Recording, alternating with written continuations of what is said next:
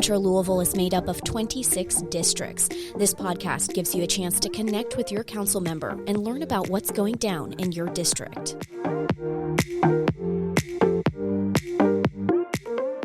Welcome to the Louisville Metro Council's District Download. Whether it's Jurassic World, Top Gun, or Buzz Lightyear, this summer is the summer of sequels. So we thought the same thing might work here at the Metro Council with part 2 of our budget wrap-up. 2 months ago, we got started talking about how the budget process would work and the hearing process and how the public can participate in the whole budget process for fiscal year 2023. Today, we host part 2. We're going to talk about and wrap up the 2023 budget. Today, we're joined by Councilman Bill Hollander. He's served as chair for the Louisville Metro Council's Budget Committee for a number of years, and vice chair, Councilman Kevin Kramer from District 11, who's also served, I think, with Councilman Hollander as vice chair for a number of years. We passed the budget today. Would you go ahead and talk about maybe the process and how you felt the whole process worked? Well, I thought it went well. We got a lot of public input. We had a lot of questions asked and answered at about 30 hearings. We had a lot of internal debate and discussion, and I think we passed a budget which increased some investments but did it in a responsible way without adding to the borrowing that the mayor had proposed in the budget. And so, I think it's a good process. As I said at the council meeting, and as I think I've said every year I've been chair of the committee, it's not exactly the budget that I would have passed if I was a budget czar, not chair of the budget committee, but I'm not budget czar, and no one on the 26 is. So, it's a compromise, and I think it's a good one. Councilman Kramer, do you want to talk about the process and kind of what you felt like we were able to achieve? Yeah, I would agree. I think it was a good process. It was similar in ways to past years. A lot of good conversation back and forth among Bill and I, and then, of course, from the two of us out to our respective caucuses and with the public input, it makes a huge difference and helps it to run a bit more smoothly. I concur that every budget is one that if our budgets are, it would look a little bit different than it does. But all in all, I was really happy with the way this budget turned out. A lot of conversation between Bill and I and with others about how do we make sure that going forward we don't create a budget this year that creates problems for us into the future. And while I think there are things that we need to be cautious of as we move forward, I think this budget sets us up for that. I think it spends a lot of money on one-time expenses, takes care of a lot of capital needs that we've known we've had for a while. So, I'm really pleased with the way the budget turned out. Could we talk about the public? During our last podcast, we talked about encouraging the public to participate in the process. We had 2 public hearings. We've had the WUFU forum where people could email in their comments. Can we talk about what kind of comments we received and how some of those may have been helpful in the whole process? Well, there were a few things that are funded in the budget directly that we heard about as part of that process, things that got left out of the external agency funding process, for example. We heard comments about various kinds of things that people wanted. Now, there's not unanimity, I'll put it that way. So I've read all the WUFU comments, and there were several hundred. And some comments are completely opposite. Don't ever put any more money into this and put more money into this. So that's sort of democracy, right? But I think there were a number of comments that were helpful and that we took into account as we listened to the budget. As I said, there are a few programs that are funded that just were left out for one reason or another because of the public input that we got. And I think that I think we uniformly think on the council that having this longer period of time to review the budget is a good thing. We started that, I don't remember how many years ago, maybe 5, maybe 4, I can't remember. But it's been some time. It's now state law. It wasn't state law at that time. And I think that's a really big advantage for the public and also for the council. I mean, the council had the mayor presented his budget and the time frame to review it and amend it and hear public comment was very, very short when I first got on council. So I think that's an improvement. Absolutely. And it's interesting, the public comment that comes in, and then too, when we sit around at the council level and have conversations and begin to realize what's going on in certain departments that folks really hadn't paid a lot of attention. A very small one, right? In terms of big dollars, it's not a big deal, but it's a great example. We have officers who were paying for their own equipment, and it comes out in these hearings that you've got folks who we're putting in places where they have to do important work, but they don't have the equipment they need. And we're talking about something as simple as, I think 2 investments. One was for $10,000, one for $5,000. Again, not big numbers, but making sure that police officers, youth transition services employees have vests and guns, and making sure our ABC officers have the weapons they need in order to be able to do the work that they're doing. So, again, these hearings and with input from varieties of folks, we see things that the two of us would not be able to pull out of a budget. There was another example. We've been funding for a number of years a new enterprise resource planning system. So this replaces our internal financial systems for the city and our HR system. I mean, it's a big operation. We have over 5,000 employees, obviously a $1.3 billion budget, and we've got some systems that are completely out of date. So for many years, we've been funding the investment in this. This year, there was a proposal as to how many people it's going to take to run this. And we asked questions at one hearing. We had a callback hearing and asked additional questions. And we eventually funded some of those positions, but not all of them, and really kind of decided, what are these positions? What are they doing? Learned, for example, that one of them was to help us deal with the increasing number of open records requests, which we clearly need help with. Some of the other positions we thought, could be not funded, and we'll see what the needs are in the future. So, you make those kind of changes as you move along, and the hearings are helpful for that. Let's talk about callbacks, if you don't mind for a second. We have all the hearings, about 42 hours, I think, worth of actual hearings scheduled. But then sometimes we have callbacks. Can we talk about what the decision process is for when to call a group back or why we call groups back? Sure, and that's one example. So we did call OMB and also the people from technology department back to talk about that new system and how many employees would be needed to make it work well. It's just because we didn't get the full answers that we really wanted at the first hearing, and so it was clear that we made it clear to those departments we want some more answers on these, and it was easiest to just call them back. We called corrections back really because we ran out of time with corrections. Now there's a whole lot of other information that comes in that doesn't come in through a callback. So there are lots of questions asked at hearings, and we get those answers in writing.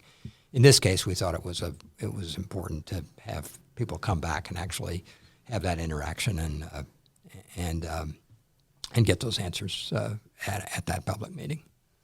There are some questions when you ask them and they come back in writing and everything is fine. But there are other questions that when you ask the question, it's going to raise other questions. And so, that's, I think, the beauty of the callback is Bill and I will sit back and say, are we likely going to get what we need? We've asked these questions in committee. Are we likely going to get what we need? And is that going to give us everything? Or is it just going to create more questions? And in the case of the management system, it was obvious we were going to get more questions from the responses. So.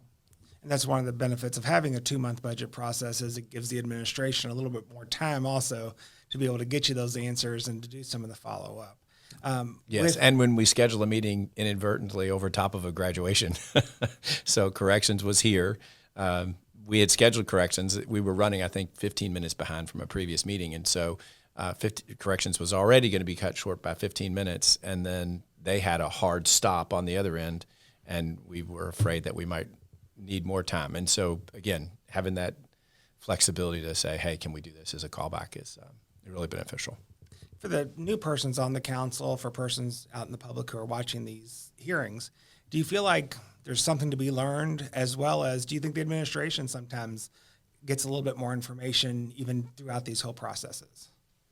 Yes, I do. And I think the administration begins to see what is really on council's minds, which is reflective, I think, of what's on our constituents' minds. So, I do think that's a good process. I personally think in terms of and I'm not suggesting that anybody out in the public who's not involved in government has time to watch all 30 hearings, But I wasn't on the budget committee my first year on council. I still tried to attend or watch every budget meeting because I personally think it is the best way to learn about metro government. I think you learn about, how obviously you learn about how dollars are spent.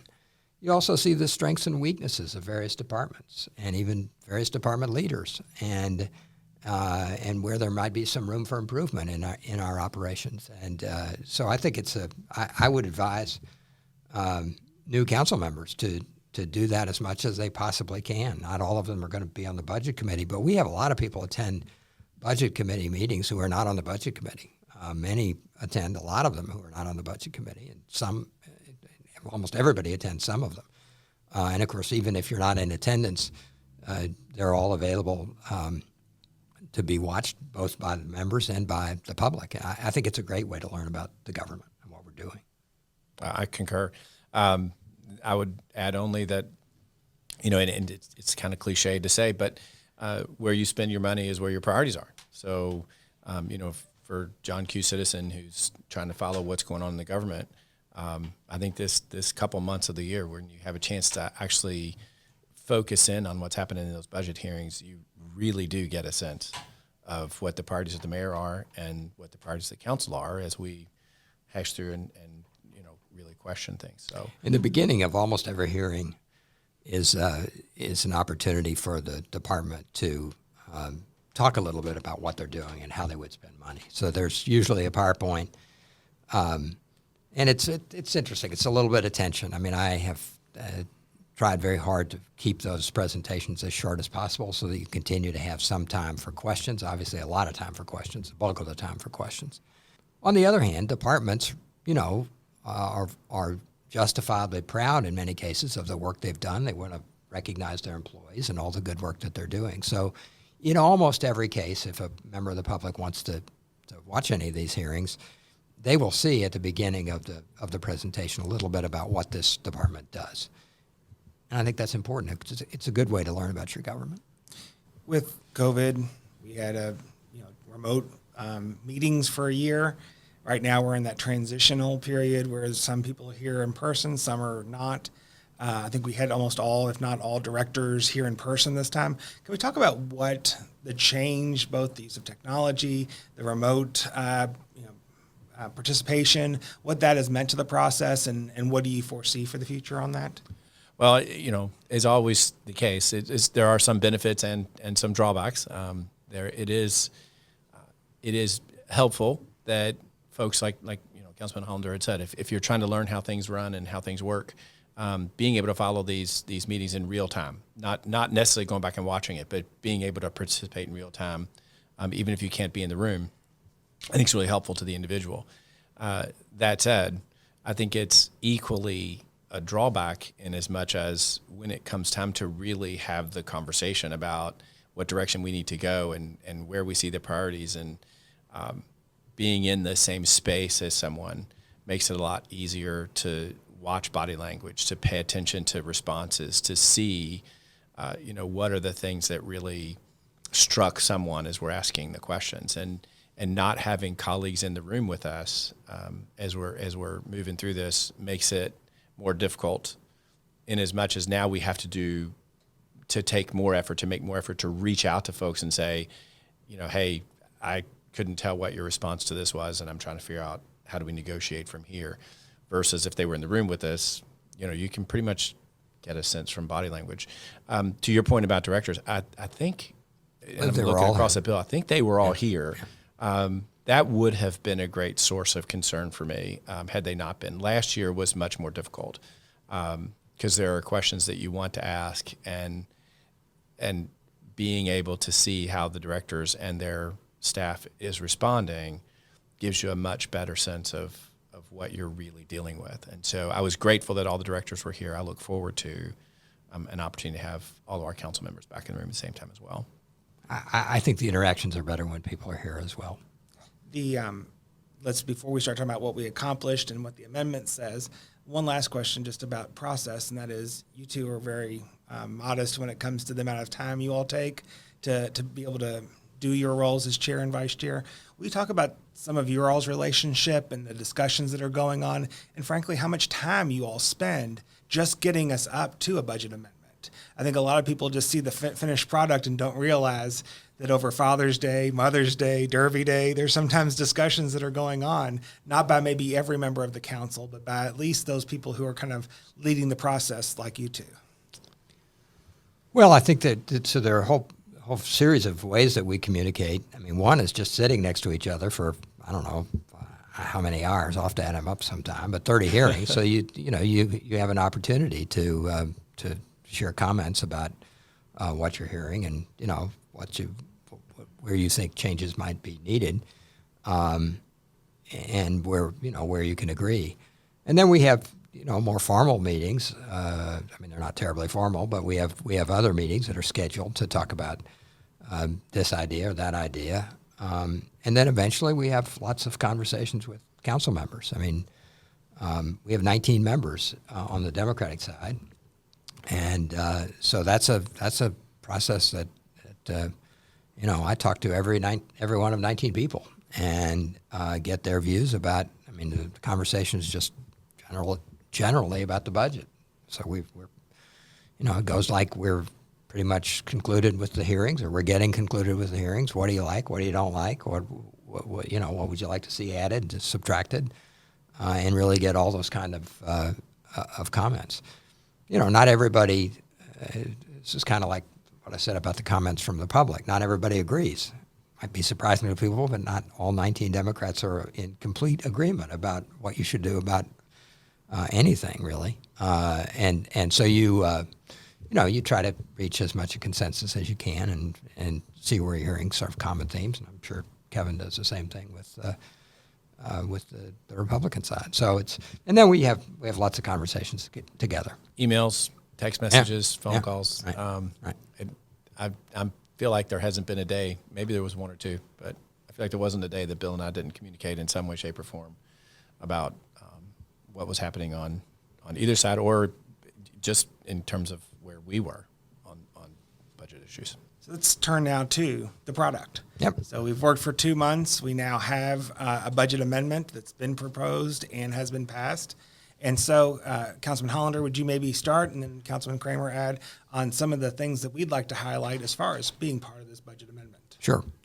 I think the biggest thing is that we added some capital projects. Again, we did this without increasing the amount of proposed borrowing at all. And that's not always the way this works, right? So in some years, we have increased capital projects and just increased the amount that we were borrowing. We didn't do any of that this year. But we did increase the amount of funding for roads. So when you take what's in the general fund budget and you take the amount that's spent from other sources, including council members' own designated funds and some federal and state funds, it's over $30 million in road paving, which is historic, I think, certainly in the time I've been here, and I presume probably ever, and needed. We have some reports that we need that kind of money to keep up with the needs. I'm pleased that we are beginning, and it's just a beginning. I want to make sure that not everybody thinks their alley is going to get paved this coming year, but we have put $1 million into alley restoration. And that's one of those cases where, not everybody has alleys in the community. We're a whole county government. But if you live in the areas that have alleys, I mean, they're just in deplorable condition because we haven't put any money into alleys for a long time. I mean, there are alleys where, it's like a minefield driving down them. And I think in the long run, they obviously need to be fixed, and I think it probably saves money. I mean, I know of alleys where a public works crew will come through at least once a year, sometimes more than once a year, and fill 40 potholes, and they do that every year, and they have for 10 years. I mean, at some point, it's probably cheaper. I've been saying this for a few years. It's probably cheaper to repave that alley, right? So this begins that process. It's $1 million. We probably have, I think the numbers we have seen are like $53 million of need. So again, don't count on your alley being repaved this year, but it's a start. Sidewalks, we increased the amount from sidewalk. That's really federal money. So we have some community project funding that came through Congressman Yarmouth's office, and that takes us up to $3 million of sidewalk restoration. We added, I like this project a lot, and there are other projects like this. I can't mention all of them, but Councilwoman Flood has been funding a sidewalk on Macaulay Road that's really heavily used, and there's a section in the middle that needs a box culvert to make the sidewalk connect. And that's a $560,000 project. So there's that kind of thing that's done. That seems like a kind of a no-brainer to me, right? If you're putting in a lot of money for a sidewalk, you want it to connect, and she advocated for that. There's a lot of money for parks all over the community that's added in the amendment. The biggest ones are Farnsley Moorman, $1 million for some a capital project that's planned out there. Jefferson Memorial Forest, $1 million. I know Kevin has advocated for, and we have the Charlie Ventnor Park continuation, which there's been a lot of money put into that, and other parks around the community. We had a little bit of money for the libraries. We have a lot of money in American Rescue Plan funding for library expansion, but our operating expenses for the library have not kept up as much as I would like. We added $200,000 to add more books and ebooks because they were not going to be able to buy as many as they did last year because they had some carryover money last year that they were able to use. There's been a lot of talk in the community about corrections, and this is a case, again, where at that follow-up hearing, because the first one was cut short, there were a lot of questions about mental health services.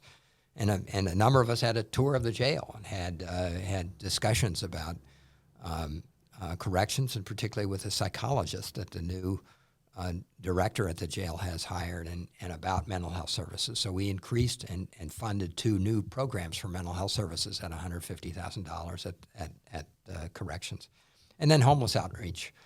We heard again as part of the public process that there was some concern about some people who were helping and interacting with homeless people downtown. We're going to be, that program is going to go away July 1st. We funded the continuation of that program, and there's a new program for homeless outreach outside the Waterson at $220,000. So those are some of the bigger items. I think when we talk about the amendment, it's, sometimes we don't, things we don't change don't get discussed as much in the amendment. We did not change the funding for Lmpd, which has a $25 million increase.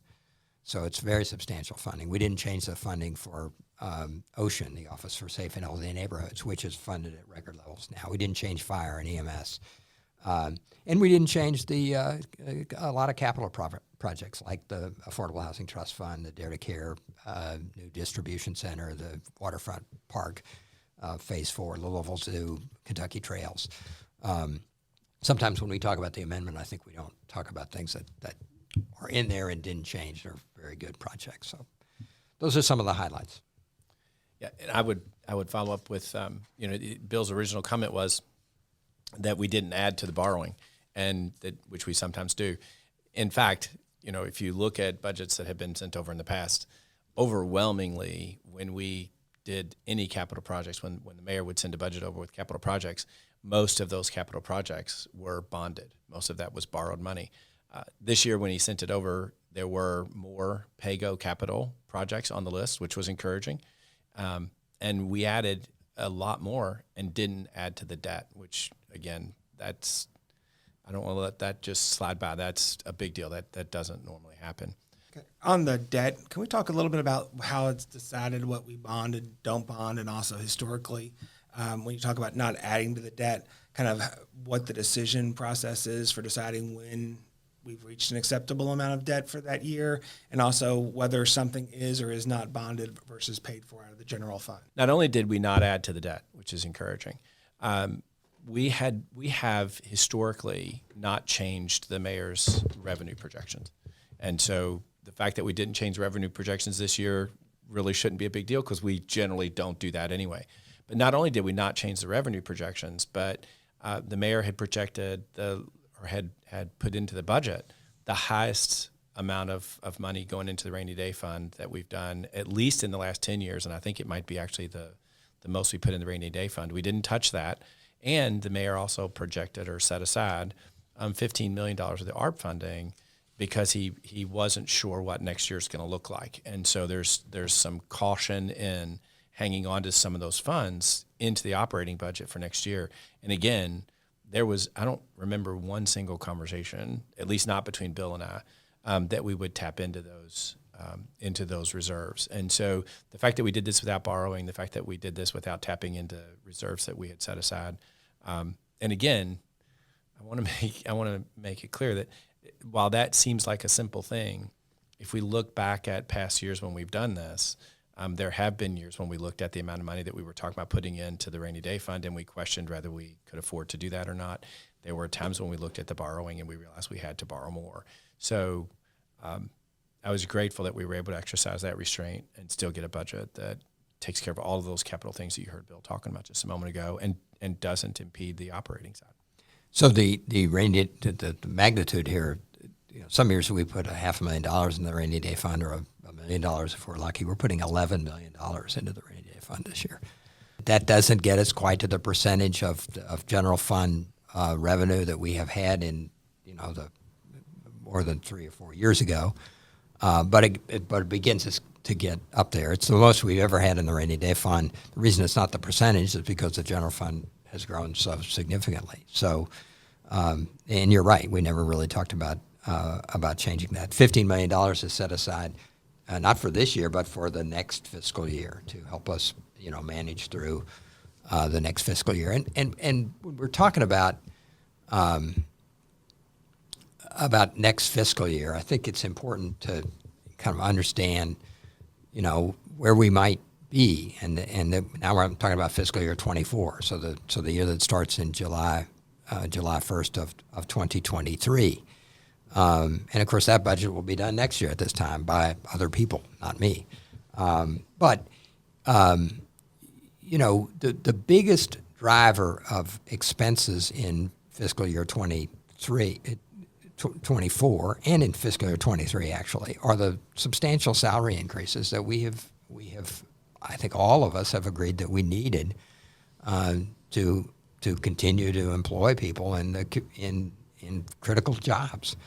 And you've seen that in the private sector as well, right? Wages have raised a lot. And we know clearly the agencies that have gotten a lot of attention, for example, are Lmpd and corrections, where it's been very difficult to hire officers at the rates of pay that we were paying. So we had to make substantial investments in higher pay, and those will continue. And those are in many cases union contracts that will increase again. So managing through all that is going to be something that's going to have to happen in fiscal year 24, and we've set money aside to help us do that. With infrastructure, talking about investing in that, can we talk about grass cutting, mowing, which is always an issue? And I think there is a change that we were told about that's going to be happening with the state, but then also what we're doing with our rights of way and what the differences between the two are.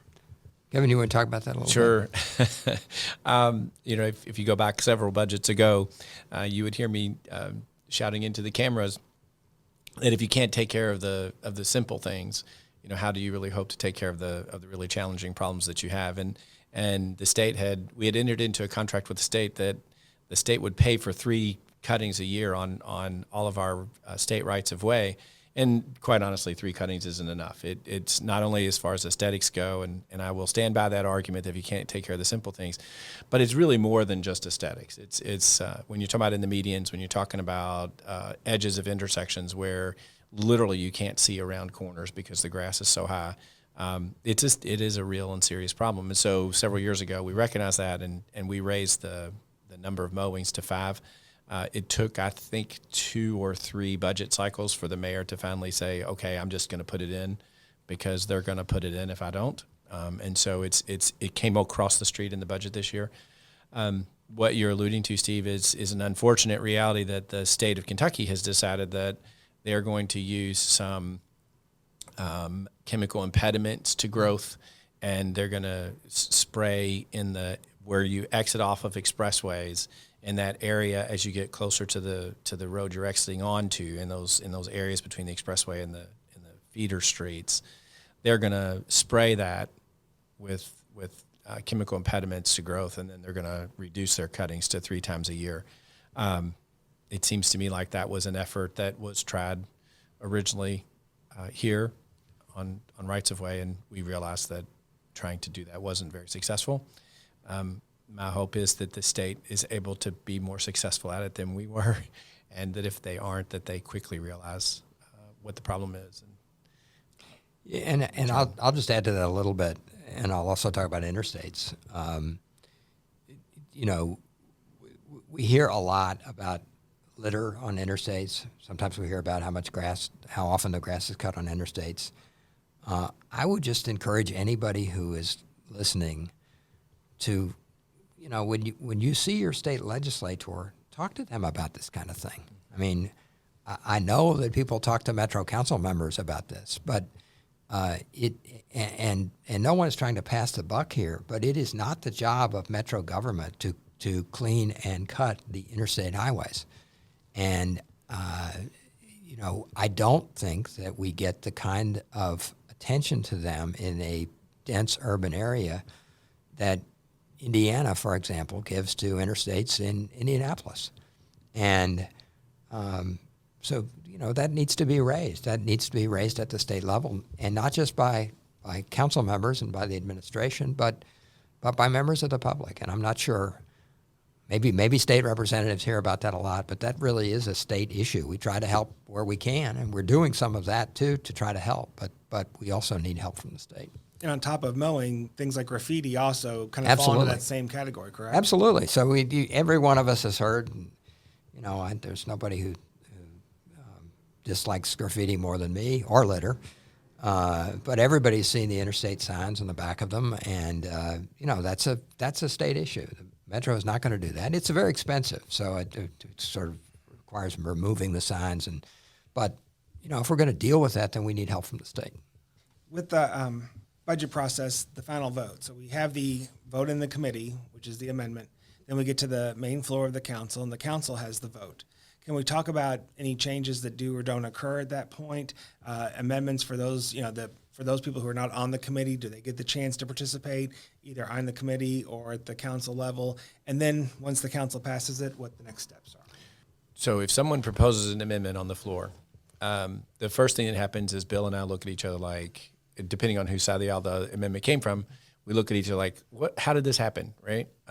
Because again, Bill mentioned earlier, he's in contact constantly with 19 members of the Metro Council, and I, for my part, am in contact with 7. And so ideally, we should be well aware if there's something that's going to come up, because whatever council member has an issue with the budget, we've reached out to them.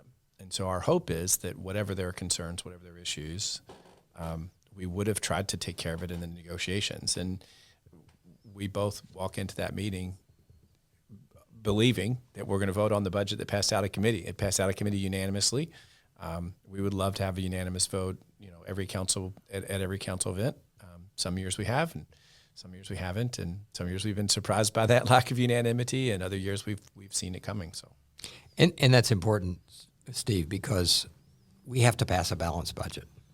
So there's a lot of effort to balance things. If you're going to add something, you're going to subtract something. And doing that on the floor is a little bit chaotic. I think it's important, though, that people understand that does not mean that just the members of the Budget Committee have input into the budget. That clearly is not the case.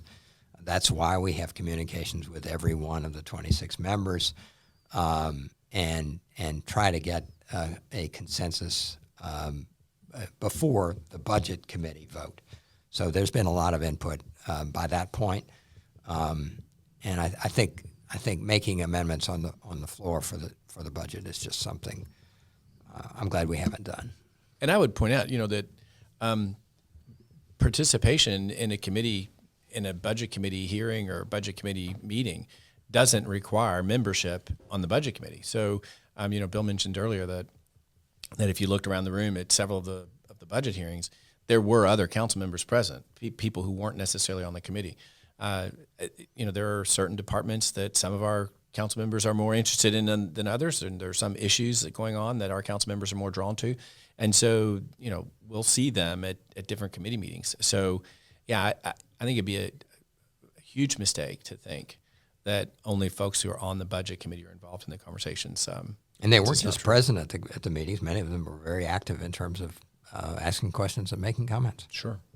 Before we start to kind of wrap up, can we talk about public safety just a little bit more, and we talked a little bit about corrections and police. What is it that you feel like is going to be the imprint from this budget on improving safety in our community?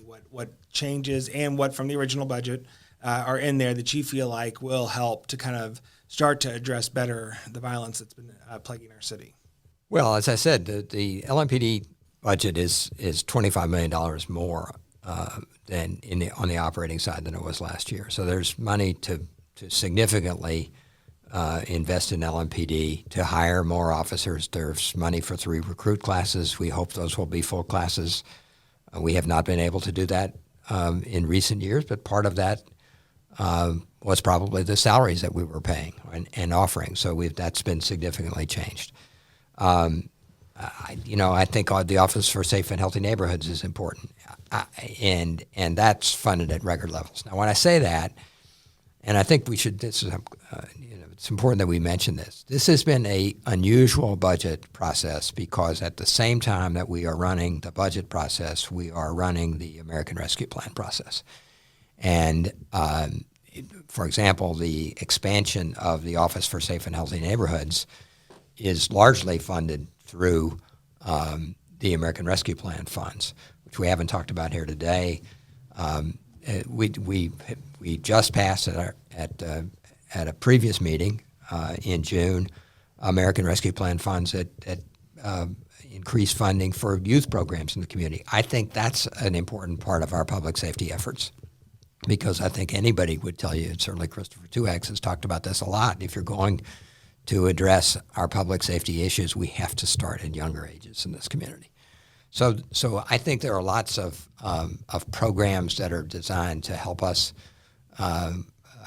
manage through our public safety situation. I hope we will be able to hire many new police officers with the funding in the Lmpd budget, and I think we're seeing signs that we're on the right track with that. And I would again, I'd follow up and concur with a good bit there.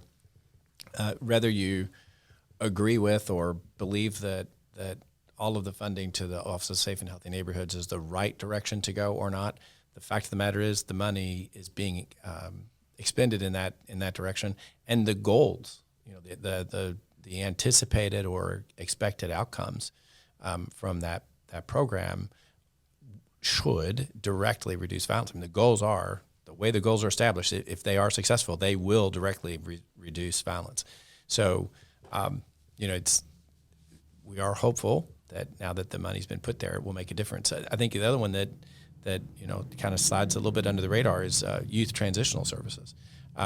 We closed 2 years ago, last year, closed the Youth Detention Center, and are still trying to figure out how to deal with not having a place in Jefferson County to take these youth. And so there is money in this budget to make significant improvements in youth transitional services. And that doesn't mean, let me say that differently. What that does mean is that young offenders who are involved in very violent activity that should not be returned to their streets with the new system in place won't be.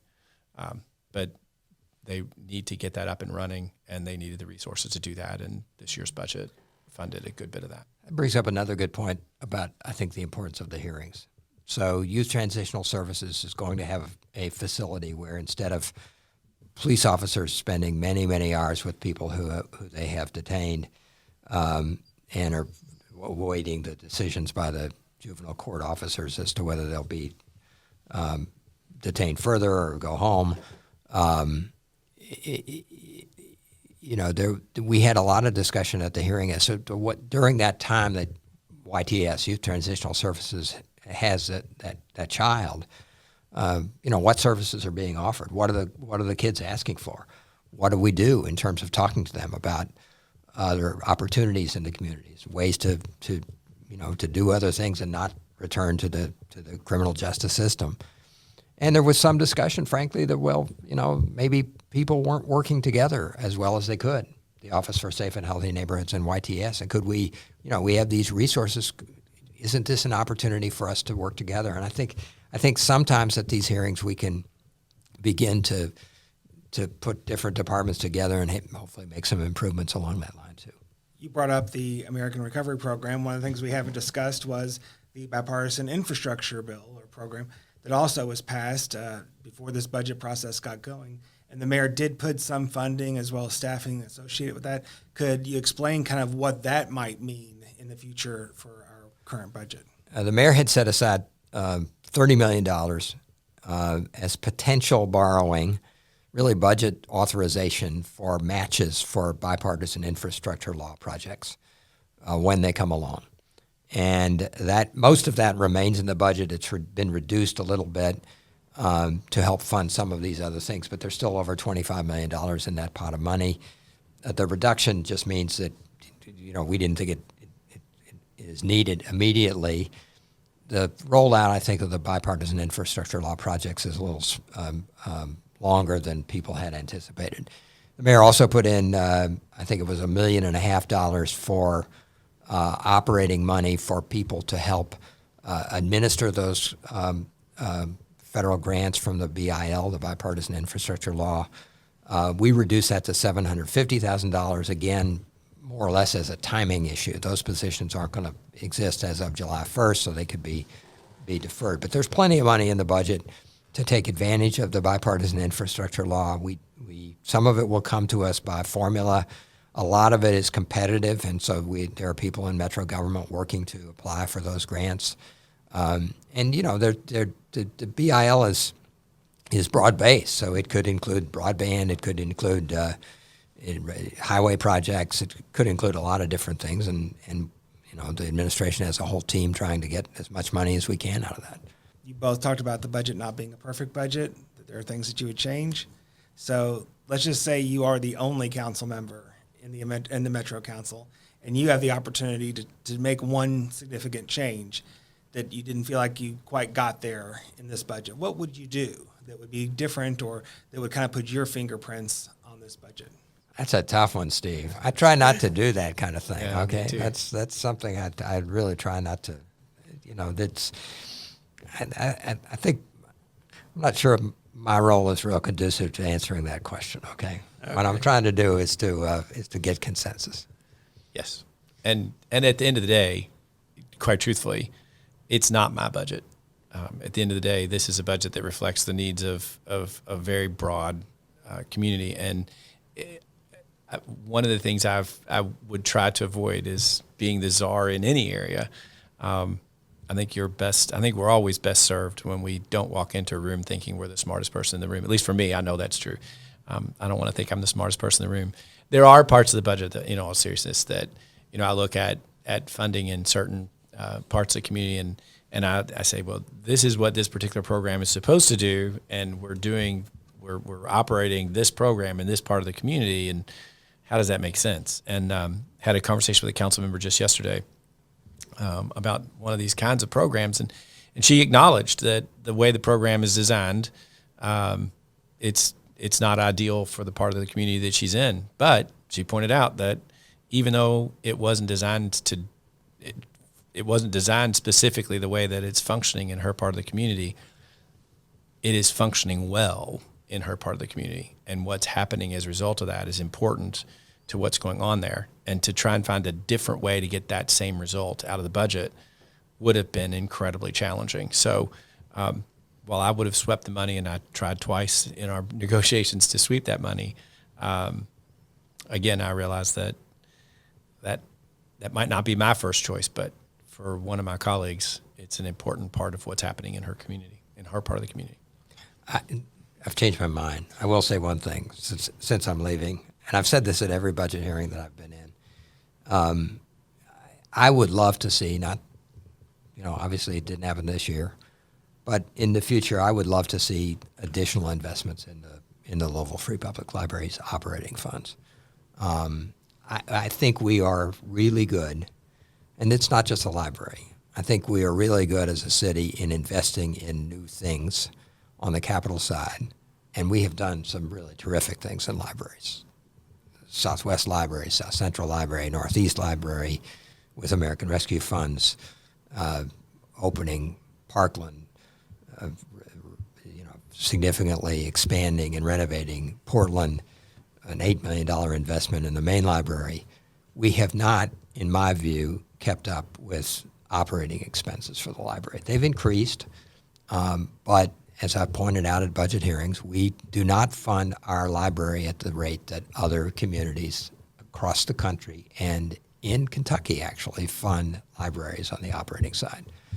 So I'll be sitting at home watching and hope that gets more attention in the future. And it's everybody's got something though, right? So it's a challenge. There's only so much operating money, and when I say that, I mean when I say we're better at funding capital than operating, that's because in part you can borrow money for capital expenditures, and that's not true on the operating side. And while he's watching at home to see how we take care of operating or funding libraries and operating libraries, he will be watching me again say, it is unfortunate that we own these facilities, we own these amenities, we own these properties that we're not taking care of.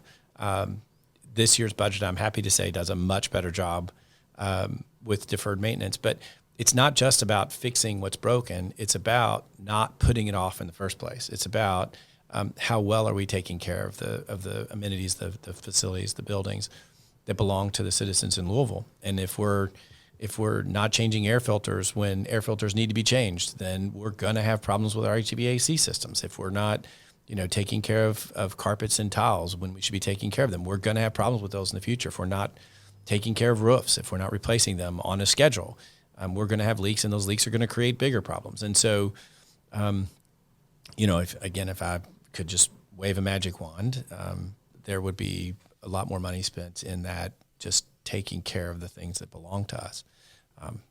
It's hard to take care of the things that belong to us and increase the Lmpd budget by $25 million at the same time. So it's a balancing act.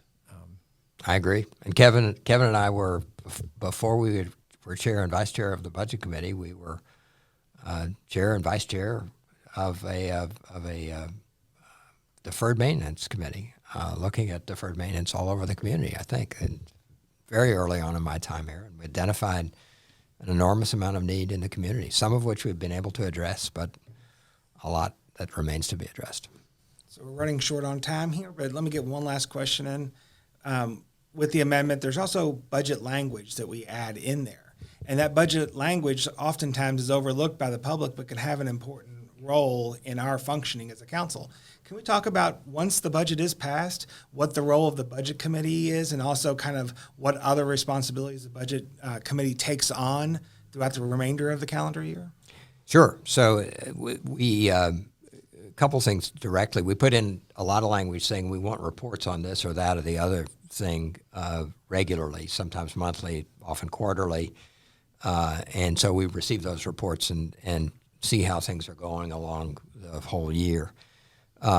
This year we put in some language that said, just because of what we've talked about in fiscal year 24 and 25, the increased expenses we have, mainly from higher salaries, which were needed, that we would like to see for sort of non-essential spending, that we try to reserve that spending as much as possible until December 22, when we will have a year-end ordinance. So what happens from now until then is there will be an audit of fiscal year 22. That's the year that's just concluded. And then at the end of that audit process, which is usually the last council meeting in December, there will be a year-end ordinance, and that will tell us how much surplus we have. We know it's going to be significant this year. We're using that actually to fund fiscal year 23. That's part of the non-recurring revenue that we have. But we'll know exactly how much that is. And we'll also be in a position to have better projections for fiscal year 24 and 25. And, you know, there was some discussion in the community at the beginning. The administration came out with some projections for fiscal year 24 and 25. I thought at the time they were extraordinarily conservative. I think that they have now said, yes, they were, and there's another set, which is probably more likely. But as you move closer to that time, to fiscal year 24, you will have better projections. So in December, we will know a little bit more about where we are in 24 and 25, and certainly we'll know completely where we ended up this year and how much money's going to be available for future years from the fiscal year 22 budget. So that's what comes up in the next 6 months. And then after that, the whole budget process starts again in January with the administration and discussions between the council, and you roll right into fiscal year 24. And sometimes the language it's always important, but sometimes it's much more mundane. If you add money in a budget line somewhere, simply putting that money in that budget line doesn't necessarily mean that what you intended to happen with that money would happen. And so you put language in that very specifically says, added to line whatever is X amount of dollars, and that amount of money is to be used for. For example, added in the Public Works budget 3 years ago was X amount of money for mowing, and they would mow an extra 2 cycles. And the beauty of the language is, if we, as we do that, again, we may have to do it for a year or 2 years or 3 years, but ultimately what tends to happen is the administration says, okay, this is clearly important to them, so next year we'll just put it in the budget, and we won't need budget language that tells us this is what to do. A further example of that is sometimes the language isn't even attached to finances necessarily, to a number. For example, Evolve 502 this year came across with there's a grant in there for scholarships for students for 2 years of college. A lot of us support the idea of helping further education. But the way that Evolve 502 functions, it only goes to Jefferson County Public School students. A good bit of conversation around that. And so there's language in the budget this year that says, hey, when you bring this back to us next year, we expect that you will have looked at whether or not you want to leave this exclusive of Jefferson County Public School students, or whether it should be for every student in Jefferson County. The language is there. The administration now has to figure out, how seriously are they going to take that. I think the message is clear to the administration that it's important to folks on this side of the street that they take a hard look at that. And so we'll see when the budget comes across next year how seriously they took that. But that's one example. I could give you several from years past where that language in the budget may not change a number in this year's budget, but it sends a clear message to the administration that, again, this is where the council's priorities are. Sorry to have to cut us short here, but we are out of time now. So I want to thank Councilman Hollander and Councilman Kramer for joining us today for the District Download. We also hope this program has been helpful to those people who are listening here today on this podcast, and hope that following this podcast, you'll find yourself a little bit more involved and a little more willing to check out what's going on here at the Metro Council. Thank you. Thank you.